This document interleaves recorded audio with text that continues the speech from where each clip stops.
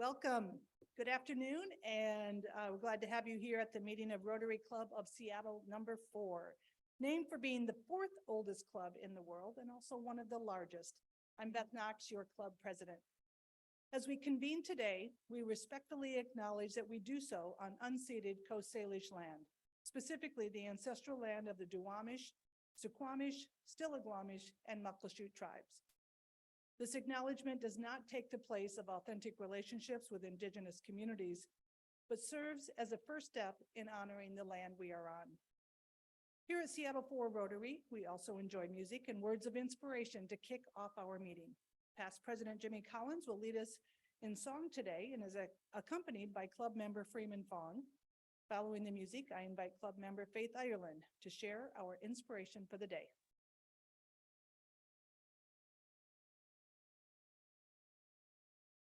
Thank you, President Beth, and welcome to all of you.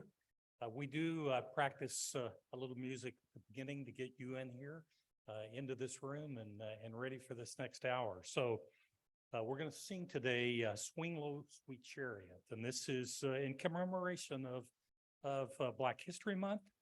The date of the composition is really unknown. It's sort of hidden in antiquity, as the saying goes. But interest in the song was revived substantially in the 60s during the Civil Rights era, and it received a huge boost when Joan Baez sang it at Woodstock. So in 2002, the U.S. Library of Congress recognized it as one of the most prominent songs that year. We're going to start with verse 1, and if you don't know the tune, try to sing along, but I know you'll be ready when we get to the refrain. Maestro?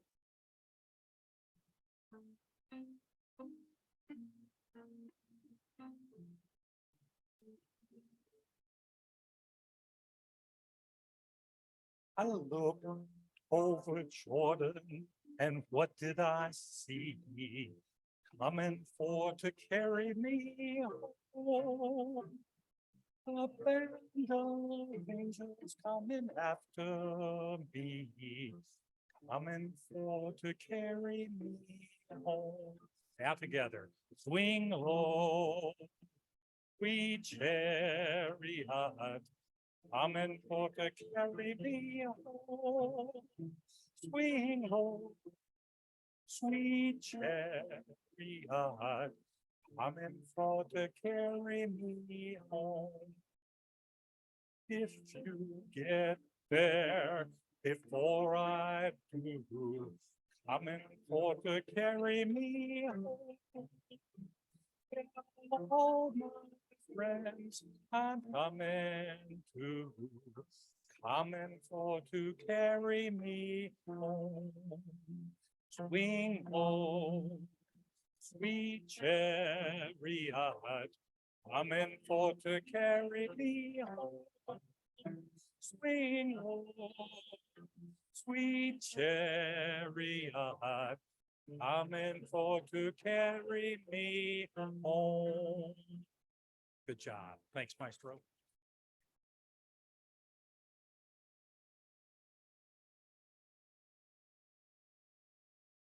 Please be seated. I am pleased that in this Black History Month, we are having a member of the YMCA African American CEO Network and a fellow lawyer, Loria Yeadon, as our speaker. In 1876, the YMCA of Greater Seattle was founded. It excluded men and boys of color and women and girls from the programming. Women and girls were first admitted into Y programs in the 1930s. In the 1930s, it opened the Central District branch, now called the Meredith Matthews Each Madison YMCA, and it served the mostly African-American community of Central Seattle. I always wondered who the woman was that it was named for. Wrong. Meredith Matthews, an African-American male, came to Seattle in 1957 to become that YMCA's executive director and went on to be the regional director of the Pacific region, overseeing 11 states and 126 facilities. Our own member, Paula Houston, once served as executive director of that YMCA. In grade school, my parents took us to Omaha, Nebraska, where they grew up. It was there that I first learned shockingly about segregation. I could not understand why water faucets, toilets, and swimming pools said whites only. My family in Burien was a Y family, but we had to go downtown to Seattle for swim lessons. My mother was on the board of the Metropolitan Y for nearly 10 years. Also on the board was Charles Z. Smith, who became the first African-American justice of the Washington Supreme Court. His great-grandparents had been slaves. I had the privilege of serving with Justice Smith on the Supreme Court. My mother helped to get property for the first Y in Burien as a realtor and threw her commission in to help. Visit the Y's website and watch the video about 60s wait-ins. I knew about sit-ins, but not about wait-ins. I am inspired by how the YMCA owns its racial history. I know we will all be inspired when Loria Yeadon tells us what comes next. Thank you.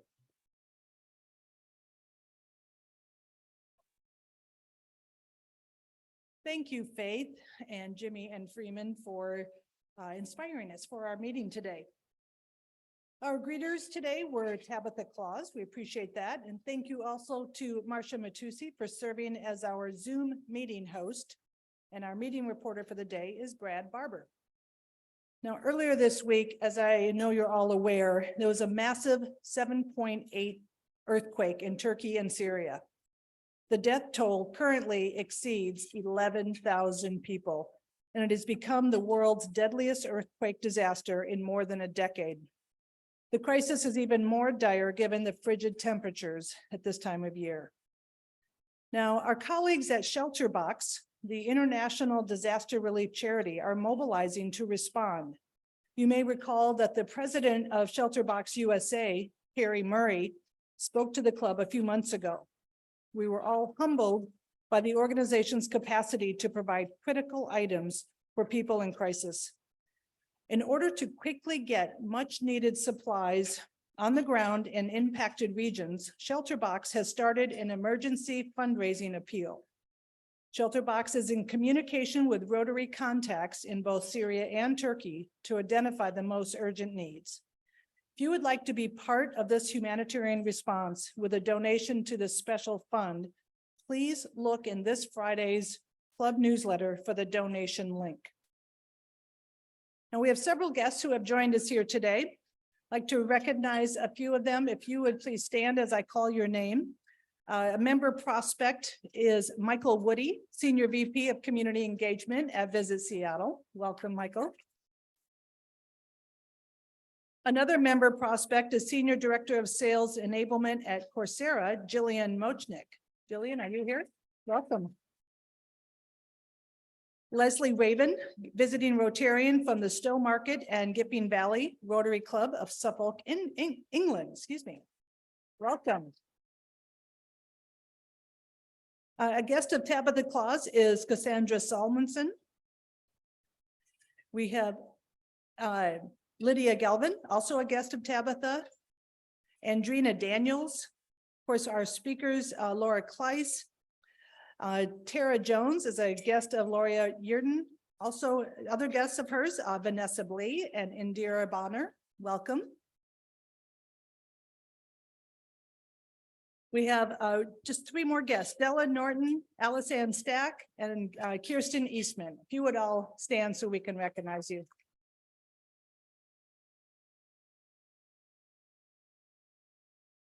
All right, now I'm pleased to introduce today's short program. Laura Kleiss is the founder and CEO of The Intentionalist, an award-winning Seattle-based social enterprise that makes it easy to support small businesses in diverse communities through everyday decisions where we eat, drink, and shop. I've had the privilege of working with Laura and The Intentionalist through the Seattle Sports Commission, and she has also partnered with Seattle's professional sports teams, as well as many other organizations. Now, one thing you may not know about Laura is that she can sing and or order ice cream in more than 10 languages. She proudly serves on the Islandwood Athlete Alley and Seattle Metropolitan Chamber of Commerce Board of Directors. She's an amazing force for social justice in our region. Please welcome Laura Kleiss.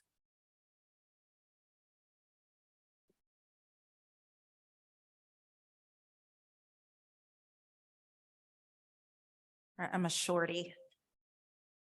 Good afternoon. As Beth said, my name is Laura Kleiss. I use she, her pronouns, and I am the founder and CEO of Intentionalist. And I think I have, okay, here we go. Once upon a time, a pretty long time ago, I was adopted from Seoul, Korea. My mom is Japanese American from the island of Kauai, and my dad's a white guy from Seattle.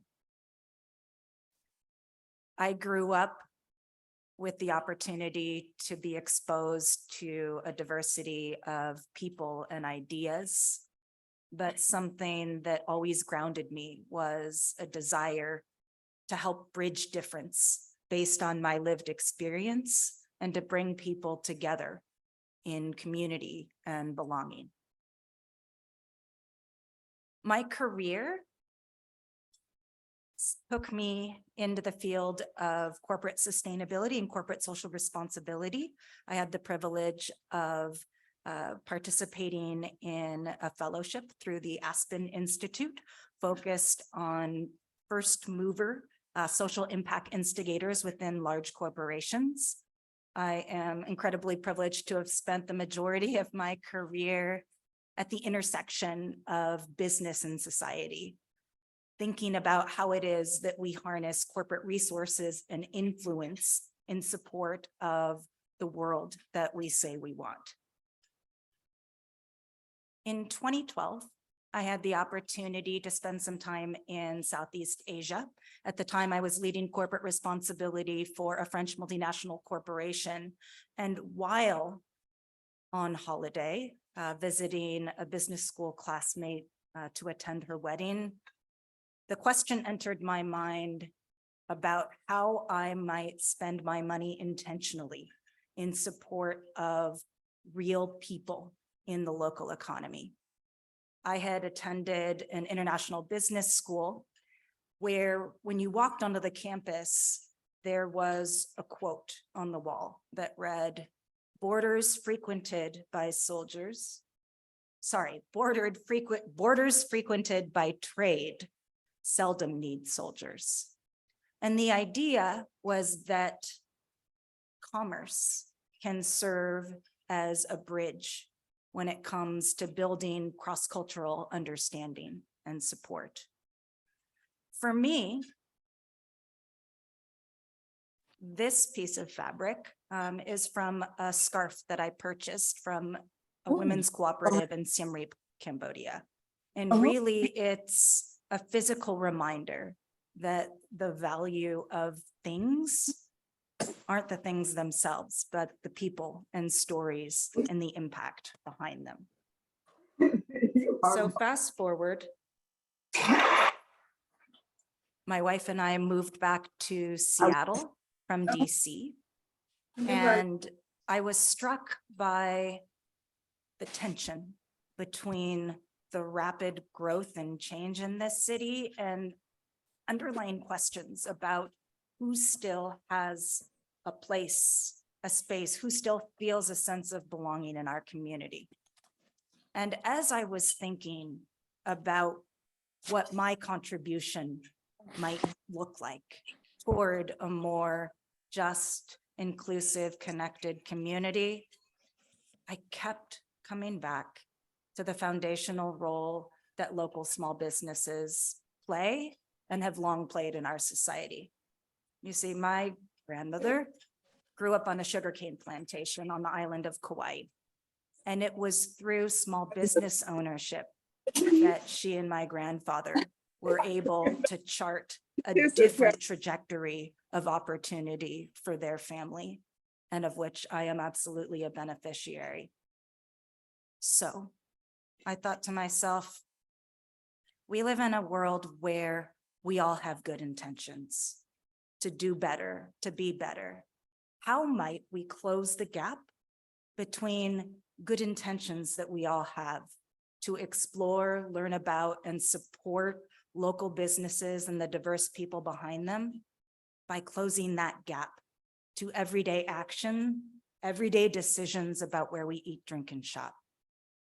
And so Intentionalist was born of the idea that just by being a little bit more intentional about where we spend our money, we can put our collective thumb on the scales of economic justice. This is Mary Wesley. Mary Wesley is the owner of Flowers Just for You in Seattle's Central District, the only Black-owned florist in the region for many decades. And when I first met Mary, she was on the verge of having to close her business.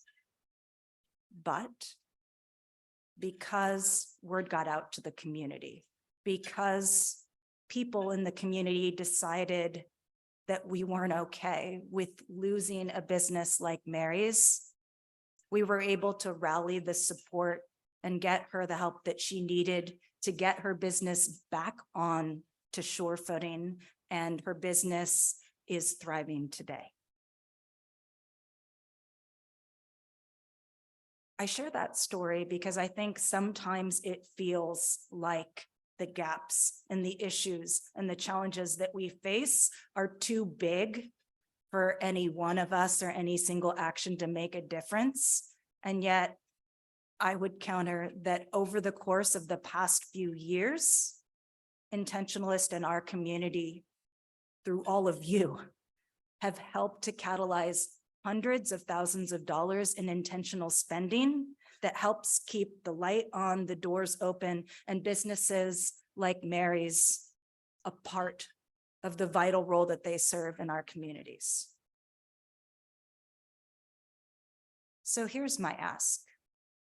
Martin Luther King Jr. said that racial justice and economic justice are twin evils.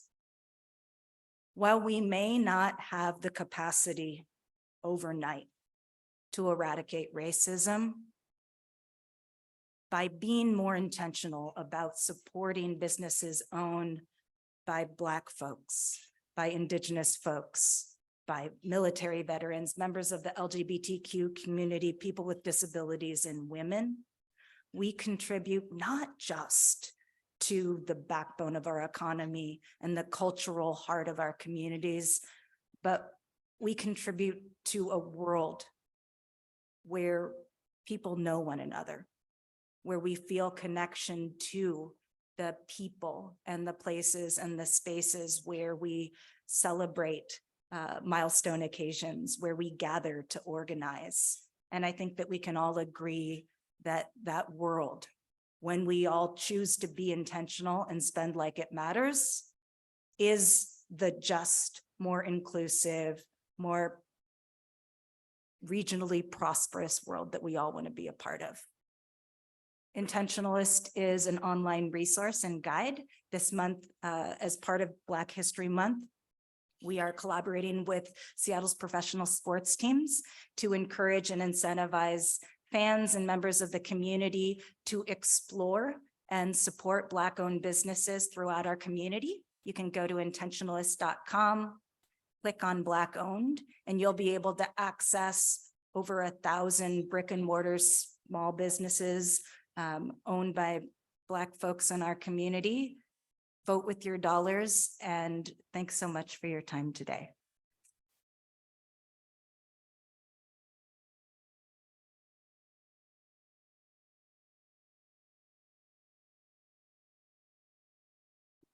Thank you, Laura. I really appreciate that. And I also just want to say, I appreciate the fact that you have to scoot out of here. Sorry you aren't able to stay with us. Laura said it's actually my fault because she has to go to a meeting for planning of the All-Star game. So it is kind of my fault. Thank you for being here, Laura. And I also wanted to mention an oversight that I made earlier. I neglected to recognize Joseph, who is the husband of Loria. So glad to have you here. Thank you. Next up, we have a new member introduction. Please welcome club member Joel Paget to introduce Barton DeLacy. Joel. Thank you, thank you. Barton, come on up. Come on. It's going to be my pleasure to introduce our newest member, Barton DeLacy, who is a professional valuation expert of commercial real estate with over 40 years of experience. He's executive director of Cushman and Wakefield in Seattle, and he is sponsored by Madeline Lindsay and seconded by Kathy Williams, who we thank. His classification is real estate.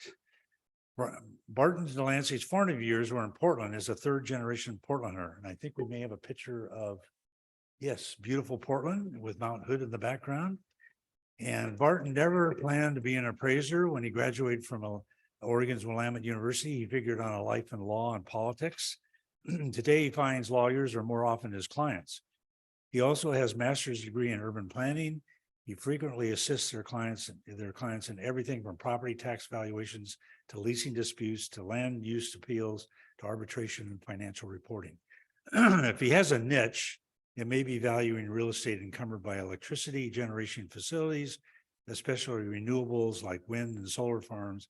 And he also works on purpose-built industrial projects like paper mills and food processing plants. And I think there's a picture of the windmills out there.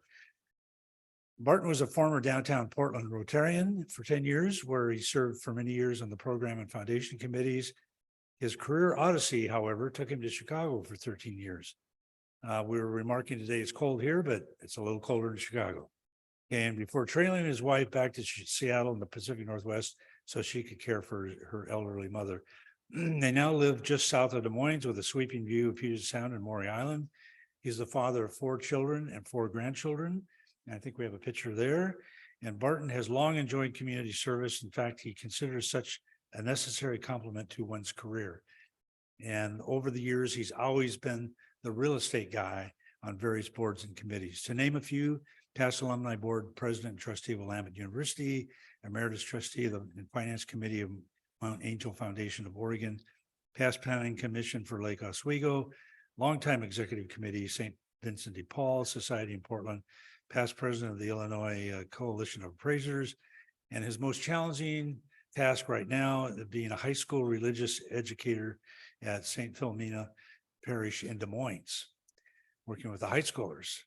So Barton has already joined the Rotary membership committee, the mentorship committee at the UW Business School, and he looks forward to giving back to the Seattle community as he did in Portland. So please welcome Barton DeLancey, classification real estate.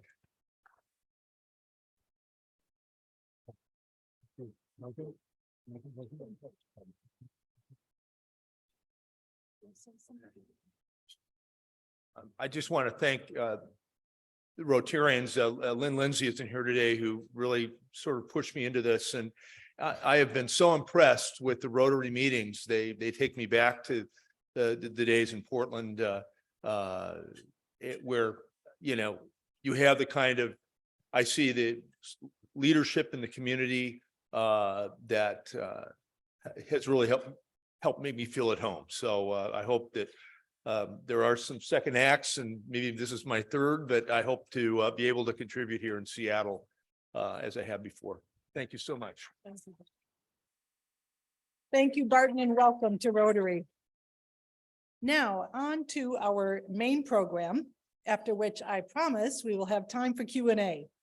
Now here at the Westin, we will have roving microphone handler Kathy Williams to spot questions, while Ken Grant will monitor the Zoom chat for questions.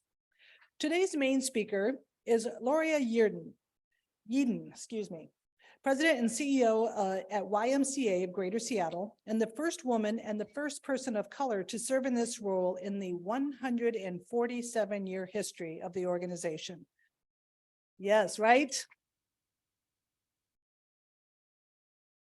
Loria is an electrical engineer and a patent attorney by trade and training, and she is an accomplished nonprofit and corporate executive with over 35 years of experience leading high-performing teams, managing P&Ls, and serving the community. She champions and advocates for equity and justice for all, especially youth and families in underserved communities. She currently serves on the Governor's Social Supports Leaders Advisory Group for the state of Washington and on the Board of Directors for the Laird Norton Company. She formerly served on the Board of Directors of TiVo Corporation, Girl Scouts of the USA, Legal Momentum, and Stolen Youth. She was recently honored as a 2021 Woman of Influence by the Puget Sound Business Journal and recipient of the 2020 Female Founders Champion Role Model Award. She's registered to practice beyond the U.S. Patent and Trademark Office and admitted to the New York, New Jersey, and Washington state bars. Please welcome Loria Yeadon.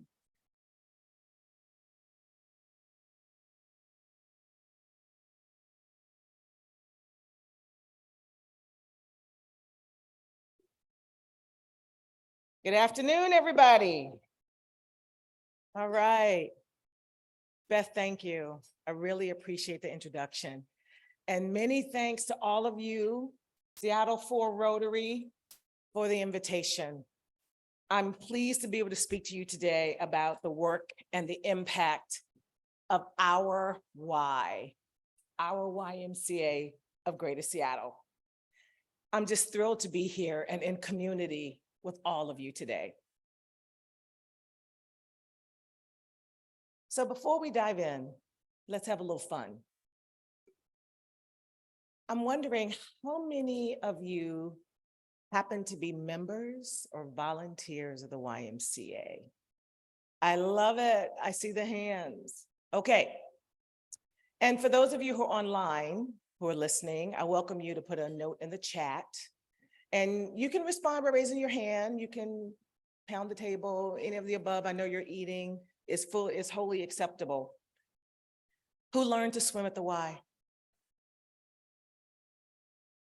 How many of you dropped off your children at the Y to learn to swim? How many of you attended summer camp or residential camp? How many at Camp Orkyla? Awesome. Camp Coleman? Okay. Okay, here's the big question. How many of you dropped your kids off at residential camp just so that you could get a break? Okay. And how many of you made friends for life at the Y? I'm one of those people. Thank you for indulging me. Hopefully that conjured up some real Y memories, stories, some transformational experiences of being at the Y. Hopefully you just felt the impact of the Y over many generations just by reflecting on those questions. Like Rotary, the Y is a mission-focused, a community-based organization with a global movement around community. That's who we've always been, and that's who we are today. We touch lives of youth and families every single day. Today, in addition to taking you down memory lane and reflecting on all the things that the Y has done in community, I hope that I will focus you forward a little bit. As you learn more about the Y, lots of things that I bet you've never heard about the Y. And I hope it will spark some of you who are not as engaged to come back and join us. Because the Y is all about community caring for community. So it takes all of us to be involved, not just taking care of our own health, but being the motivation for others to take care of their health as well. So I wanted to chat a little bit about the core of what the Y is at its heart. And I thought I'd share the slide because you see our mission statement, you see our very bold, unapologetic equity statement, our pillars, and our core values. And you know, when we look at these core values, when you distill it down, what it means is we pride ourselves in standing for all, especially those who are furthest from opportunity, those who are oppressed, those who are left at the margins and need us the most. We're proud to be what I affectionately refer to as a welcoming place and space where everybody belongs. Everybody has a place. And it's where people know beyond a shadow of a doubt that they are affirmed, they're respected, they're valued, and they're included. We work hard at that every day. We are a place that welcomes all who welcome all. So based on the show of hands, I know many of you get the Y experience, but let's go a little bit deeper to learn a little bit more. I want to introduce the Y Senior Leadership Team. They're on your screen, whether you're online or whether you're in the room. This group of amazing individuals have come together to do something that many would say is pretty impossible in this day and time, given the challenges that we face in community. But what I'm most proud of about this group is the diverse representation that they bring to the table in our decision-making and how we plan and how we think and how we serve. And we have been very intentional about bringing together the right folk who can represent the community that we serve and take us forward. These are your Y leaders. I wanted to call out two individuals in particular. First, Stephen Hadding, who is the most recent addition to our team, who actually has not even started yet. Stephen will start with us in about a week or so, and he will join us as our Chief Philanthropy and Experience Officer. Many of you may know Stephen. Stephen was a long time at the University of Washington in advancement, leading the charge around fundraising for the Foster School of Business. Well, he's returning to Seattle and we could not be more excited. Also, I wanted to call out one missing link on the leadership team, and that is our VP of Real Estate Development. You know, the YMCA is a pretty amazing, yes, I'll be calling you for advice. We're a big real estate holder. What we haven't done is to figure out how do we use all of our density, all of our footprint to meet challenges and needs in community. So this is a vital role for us. If you know anyone who might fit the bill, use that QR code. Send that QR code their way and encourage them to apply. Now, a little bit more about the Y. You heard that we've been around since 1876. Do you know that the city of Seattle was not incorporated in 1876?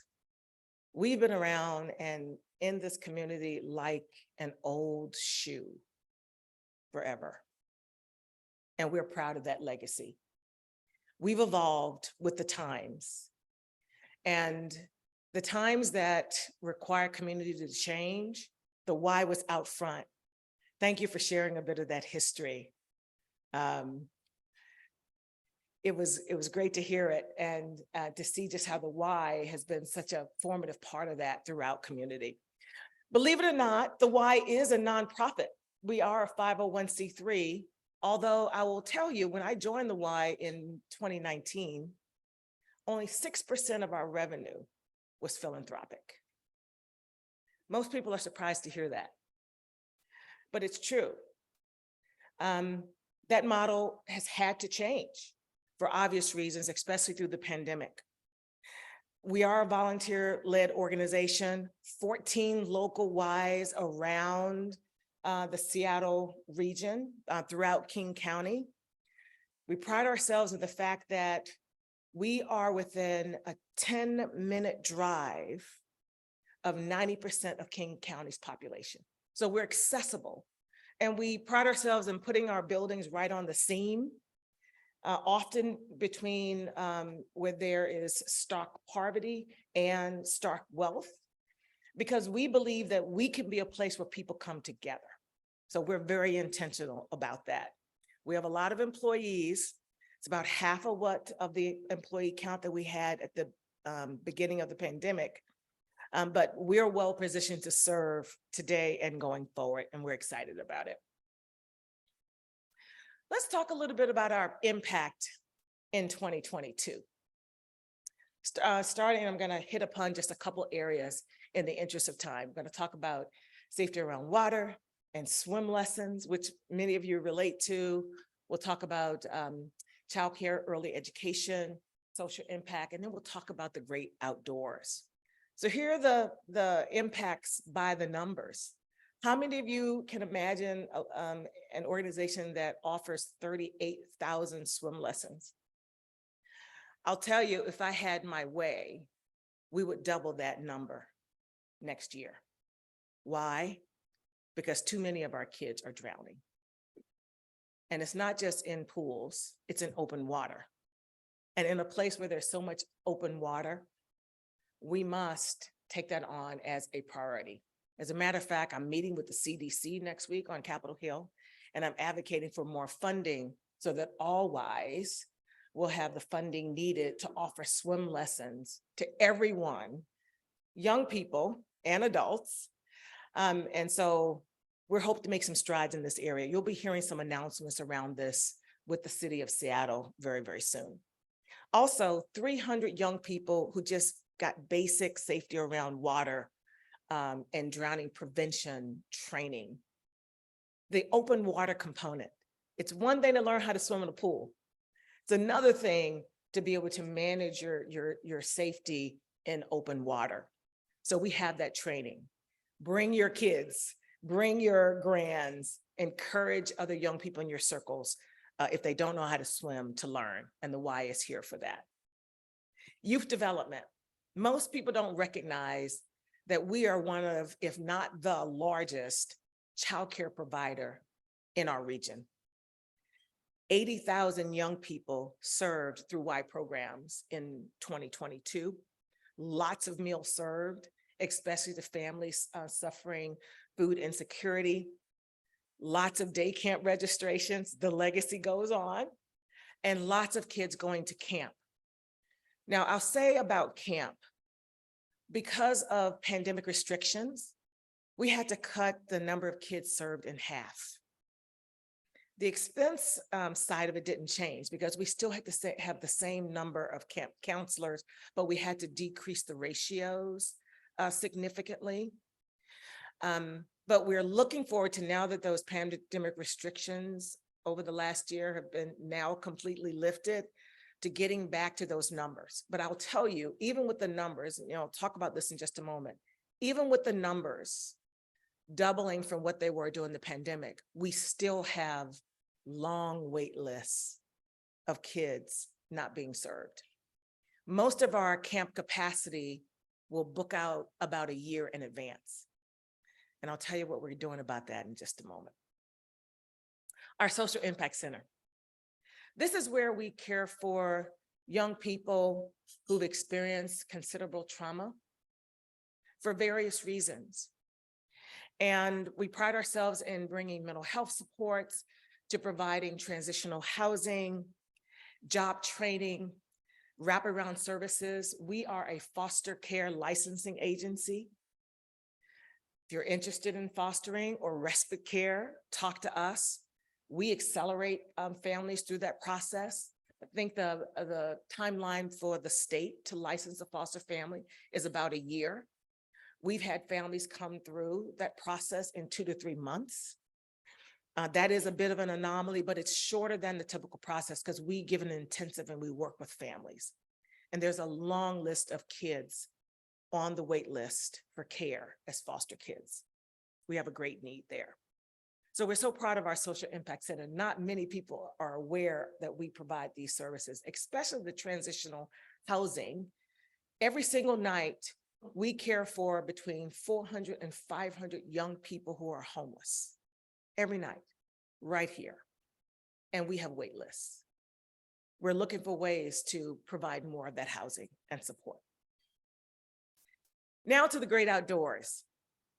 Here are the numbers.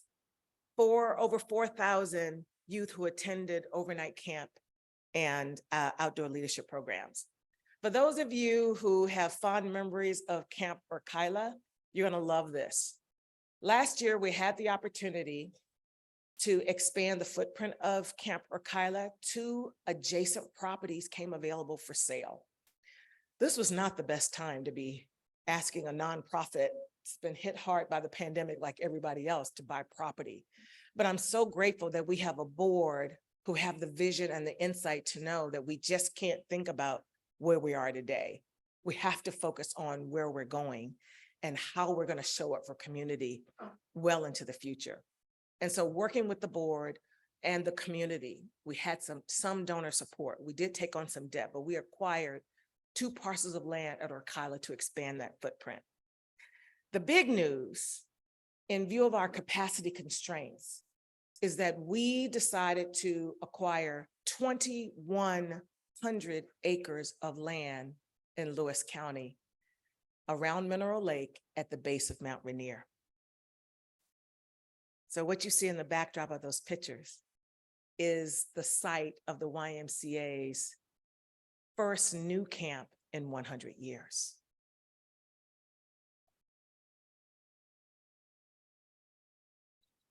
This is exciting for us. You know, anything that's worth it is not easy. This certainly falls into that category. We signed the purchase sale agreement to buy this property in January of 2020. And we all know what happened shortly after that. After that, signing that, we should have closed on the 2,100 acres. We lost the funding. But we work with community, we work with the seller, we broke the deal up into a couple pieces. We bought 500 acres first, and we closed on the remaining 1,600 acres in early January. I'm a sincere believer where there's a will for community, there's a way for community. And so we're on our way. There are more bumps in the road that we're dealing with, but we are excited that we will have kids on this property doing rustic camping summer of 2023.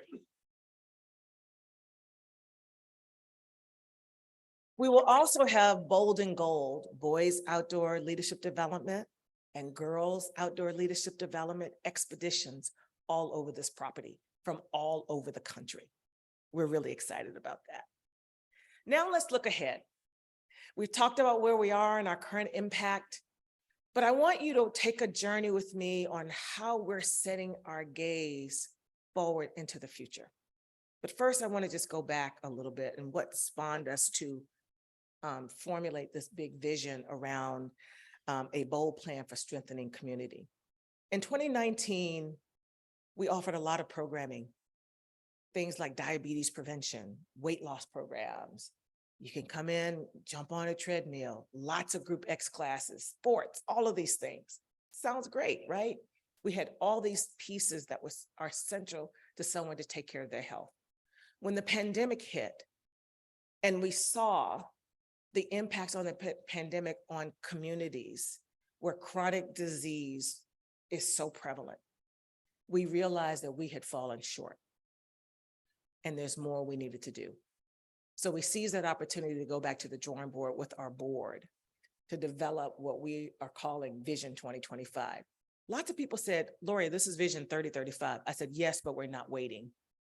So we said Vision 2025 because we're after it right now. Let me tell you a little bit about Vision 2025. The core of the vision is advancing equity and justice for all. And at its center is whole person health, applying trauma-informed approaches.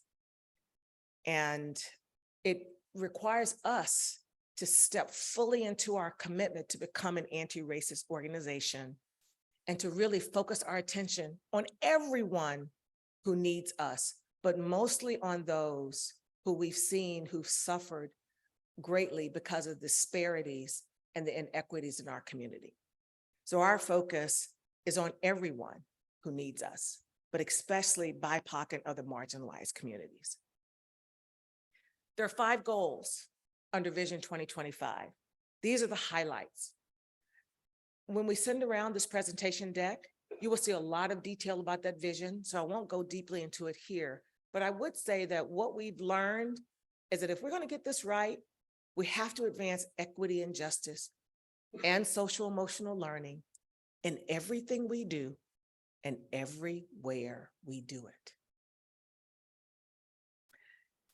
And I'm happy to speak with anyone about the pillars, the three vertical pillars, as well as the two horizontals. I also wanted to just acknowledge the entities in our local community who are walking alongside of us in Vision 2025. I will tell you, it's going to require every company represented here, every entity represented here to walk alongside of us in order to breathe life into this vision. So if you'd like to talk with me about it, I'd love to have a sit down with you, but we're grateful for those who are already supporting. How many of you have ever attended our infamous AK Guy Awards event? Yay, I see some hands. This is great.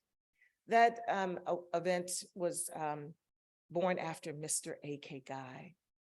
And we give this AK Guy Award to celebrate volunteerism and change making every year. That event has been rebranded at the request of the family. We are still giving the AK Guy Award, and that event is happening live and in person on September the 27th at the new Seattle Convention Center. We hope that you will join us. Also, we've added a second award in the name of Judge Charles V. and Lizelle Johnson, Excellence in Social Justice Award. So please join us. And I'm gonna wrap up right here because we want everybody to find their why. And we want everyone to join us in finding our why for community together. But it starts with you taking care of your health. So I've included a free complimentary try it pass for everybody in this room to come to the Y, to try it out. I think you'll be surprised by some of the things that you'll find to take care of your health. And we hope that you'll leverage this to motivate others to take care of their health as well. And with that, I'm going to pause and open the floor for, I'm told I can only answer one question, but I'm going to be around if there are other questions. Anyone have a question? Do we have one very short question? Okay, Ken. You're gonna use your. What keeps you up at night? You've got 30 seconds. Whoa. In 30 seconds, what keeps me up? He's up with me. What keeps me up is the continuing escalating need. People feel like we're coming out of the pandemic. Many people are not. A lot of the effects of the pandemic lingers and there's no government support. Organizations like the Y, we are part of the social safety net. We don't get funded like a government entity, but imagine a community that does not have a Y. If we're not careful, that's going to happen to nonprofits like the Y unless we invest, unless we get involved, unless we volunteer, unless we donate, unless we join. This is so important. 30 seconds. Thank you all.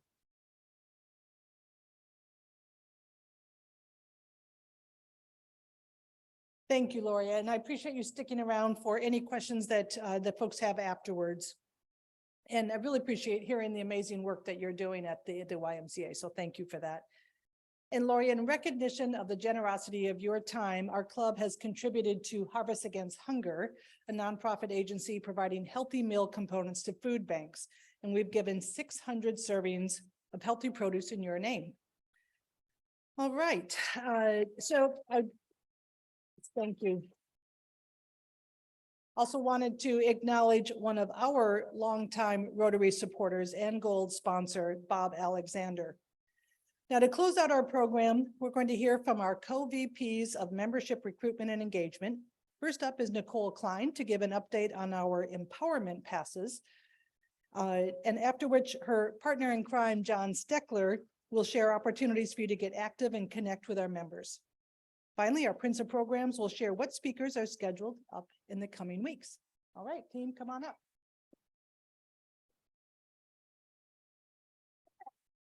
Okay, you guys are used to seeing me, right? But if you want to pull out your cell phones, you might have received a text message from Mary Goldie out there. I hope you did. It has a free empowerment pass that you can actually text to someone. So we have no excuses now. If you didn't get the text message, that means you're not enrolled in that text message program, Go See Mary anyway, because sometimes it saves you go, oh, we're supposed to be at the Westin today. So go sign up. It's in the back. But we encourage you to have someone there. We have a lot of guests today. All of the guests that are here, please consider joining. This is a fun club. We do a lot of good. And we have someone on stage that brings probably the most guests than anyone, Doug. And we wanted to make sure, oh, sorry, John thought it was him. So Doug, he has a secret sauce he wanted to share with you. So a few slides in case you were wondering how he does it. Thank you, Nicole, for such a gracious introduction. So I need to make this quick, but a couple of things. When I'm thinking about membership, it always is real important because I think new members bring in the vitality and the energy for the club. So a couple of things, just as I'm talking to people and everything, I think about it and I think about my experience in Rotary. And one of the big things is Rotary has enhanced my life both in a personal way as well as in a business way. Just really quick examples is, I went to connections in the club when I had challenges with caring for my parents. So that was very helpful. And from a business situation, sitting down with people, and when I have a challenge at the office, it's nice to be able to sit down and ask, well, what do you think I should do? So another thing is, what I always say when coming to Rotary, if you just come to every meeting, you'll be well informed on whether it's business, whether it's education, whether it's sports, whether it's like the social service arena. So you keep in touch with all the trends and what's going on. The other thing I talk about is the wide range of opportunities in Rotary. There are many ways to have civic engagement and participation, and there's something for everybody. When I'm thinking about talking to people, I also think about that person I'm talking to. Will it benefit that person? Would Rotary benefit them in a business sense or their organization or a personal sense? The other thing I think about when I'm talking to people, do they have that flexible schedule that enables them to participate? And then the other thing is if they have a demonstrated service involvement or passion or commitment. Where I find my, I guess I'm not, that's good. Where I find my prospects is their business associates, neighbors. I mean, one of my neighbors is the one who recommended me for Rotary, and organizations. A number of my fraternity brothers were members here, so they acted as my sponsors and references. So fraternities, sororities.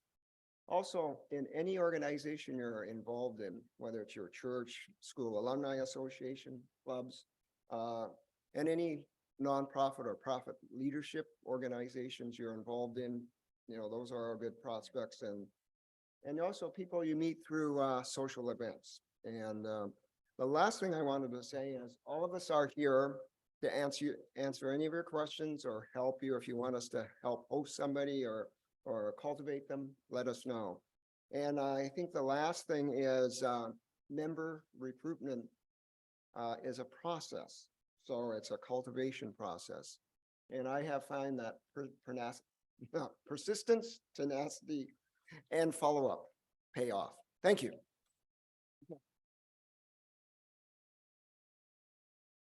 Thank you, Doug. I know I agree, everyone in the room would agree with me. You are truly an asset to this club, and we are very lucky to have you as a member. Very lucky. All right, here's my picture looking like William Shatner. Let's get into these. I got 3 minutes to go through 6 minutes of information. So start out with tonight. How many of you in this room are still spontaneous, huh? No, okay, one. Okay, one out of about 50. Why don't you try and be young again? Be spontaneous and come down tonight. See the Seattle University basketball game at the Climate Pledge Arena. Our very own President Beth has arranged for a private tour behind the scenes at Climate Pledge at 6 o'clock. What a great opportunity. Join 18 of your fellow Rotarians from Seattle 4 that have already signed up. Join them tonight. Sign up at the last minute. Next slide. All right, what do we got here? Oh, that, you know what? We're all about engagement. We're also about service, right? Don't forget, February 12th, we're going to be doing a Rotary litter pickup with We Heart, it's hard, with We Heart Seattle, okay? Put that on your service calendar. Back to the engagements. Next slide. Don't forget, there's still a couple of weekends left at the Taproot Theater for the 50% discounted tickets to see a woman of no importance. That's a great opportunity, thanks to the Arts Committee. Next up, new item for all of you, Hearts and Wine. This is a signature event from our very own Harvest Against Hunger. It's called the Hearts and Wine Annual Event. Takes place February 24th. There's going to be wine tastings with 17 wineries. There's going to be great auction items, including a 5-night, 4-day stay at the Travers Chateau in Bordeaux, France. So that's a great opportunity. There's also a chance to learn to bake cinnamon rolls with your very own fellow Rotarian, Jerry Lynn Brousseau. And a special raffle prize, 2 tickets on Alaska Airlines anywhere they fly. And I hear it's going to be a great program because they spared no expense and got the greatest MC in the city. Yes, it is fellow Rotarian Mark Wright will be emceeing the entire event. So we'd like to see a great showing. We're going to have a table of Seattle 4, maybe a couple of tables of Seattle 4 Rotarians there to support our very own Dave Bobanek and his Harvest Against Hunger. Next slide. Seattle Opera, still opportunity there. Pick up your tickets, get a 30% discount. March 5th, 2 p.m. McCaw Hall for 1,000 Splendid Suns. How am I doing? Oh, there's a thing down here.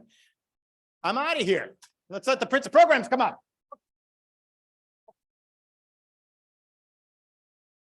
Can't walk without that. 5 months left of that godforsaken photo. This is next week. Conversation with John Oppenheimer, very popular around our club. Used to be a member, I found out this week. Great conversation with Mark Wright, so don't miss that one on community. And he sees hospitality as a team sport, so I'm excited to see that. The week after that is our very own Linda Thompson Black with our education committee. That'll be a fantastic conversation. We're building that right now. It's going to be great. And then Stephen Morse on the same program with an introduction and an update on the Rotary Mariners. And speaking of Cinnabons, I got you all salivating the week before last because I said that, Jerem was coming in and she's not. So I wanted to be really upfront and honest and say that you're a good looking group. Thank you so much. Fantastic. You are a serious rock star and we're very pleased to have you here today. So thank you. You and your posse. I want a posse, for God's sakes. Come on. All right, Beth, give it up. All right, thank you, Ken, John, and Doug and Nicole.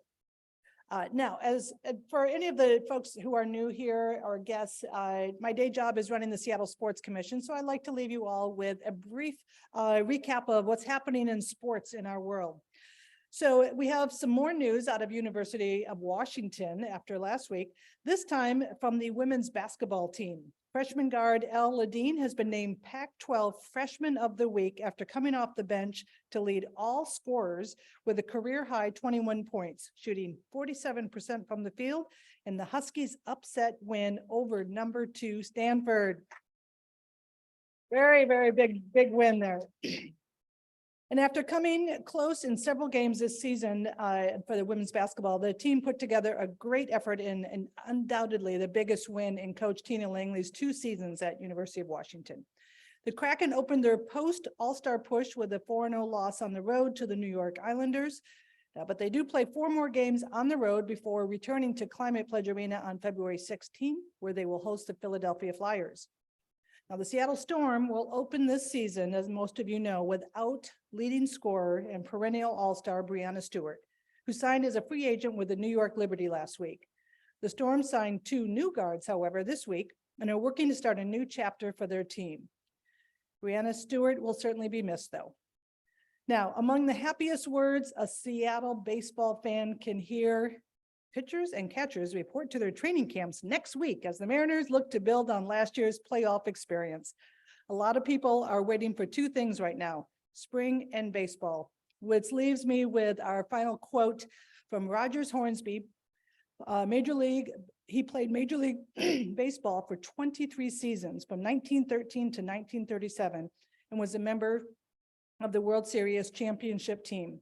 He said, "People ask me what I do in winter when there's no baseball. I'll tell you what I do. I stare out the window and wait for spring." Meeting is adjourned.